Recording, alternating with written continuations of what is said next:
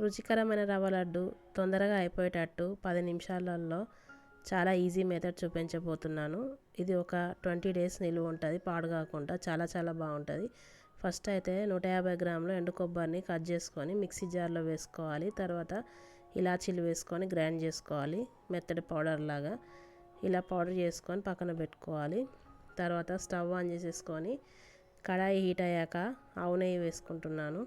ఆవు నెయ్యి వేసుకొని ఆల్ మిక్స్ డ్రై ఫ్రూట్స్ అన్నీ చిన్న చిన్నగా కట్ చేసి వేసుకున్నాను. వేసుకొని రంగు మారేంత వరకు వేయించుకోవాలి స్టవ్ చిన్నగా పెట్టుకొని, లేకపోతే తొందరగా మాడిపోతాయి డ్రై ఫ్రూట్స్. ఇలా వేయించుకున్నాక తీసి పక్కన పెట్టుకోవాలి. అదే నెయ్యిలో కేజీ ఉప్మా రవ్వ వేసుకుంటున్నాను. వేసుకొని స్టవ్ చిన్నగా పెట్టుకొని వేయించుకోవాలి కమ్మటి వాసన వచ్చేంత వరకు.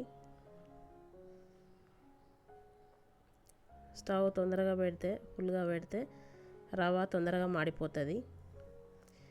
ఇలా రవ్వ అనేది మంచిగా కలర్ చేంజ్ అయ్యి మంచి అరోమా వచ్చాక స్టవ్ ఆఫ్ చేసేసుకోవాలి. ఇది పక్కన పెట్టుకొని ఇందులోనే వేయించిన రవ్వలోనే ఇందాక పట్టి పెట్టుకున్న కొబ్బరి పౌడర్ వేసుకోవాలి. తర్వాత చక్కెర కేజీ వేసుకుంటున్నాను. కేజీ ఉప్మా రవ్వకి కేజీ చక్కెర గ్రైండ్ చేసుకోవాలి. సరి వేసుకోవాలి. ఈ చక్కెర పౌడర్ ఇందులో వేసుకొని అంతా మిక్స్ అయ్యేట్టుగా కలుపుకోవాలి.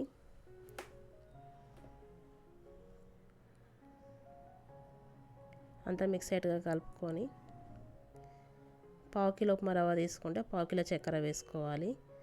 ఈక్వల్గా వేసుకోవాలి రవ్వకి చక్కెర. ఇలా మొత్తం కలవాలి. ఇలా కలిసాక ఇందాక వేయించి పెట్టుకున్న డ్రై ఫ్రూట్స్ని వేసుకోవాలి ఇందులోకి.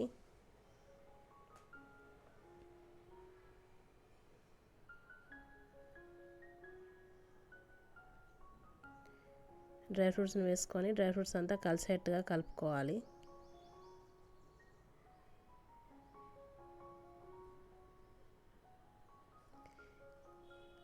ఇలా కలిసిపోయాక కాచి చల్లార్చిన పాలని కొద్దిగా వేసుకోవాలి. ఎక్కువ అమౌంట్ కాకుండా చూసుకుంటూ కొద్దిగా వేసుకోవాలి. వేసుకొని కలుపుకోవాలి.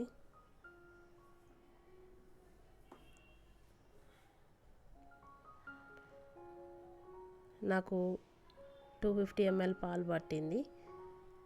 ఇలా మొత్తం కలిసాక రౌండ్గా లడ్డూలాగా చేసుకోవాలి.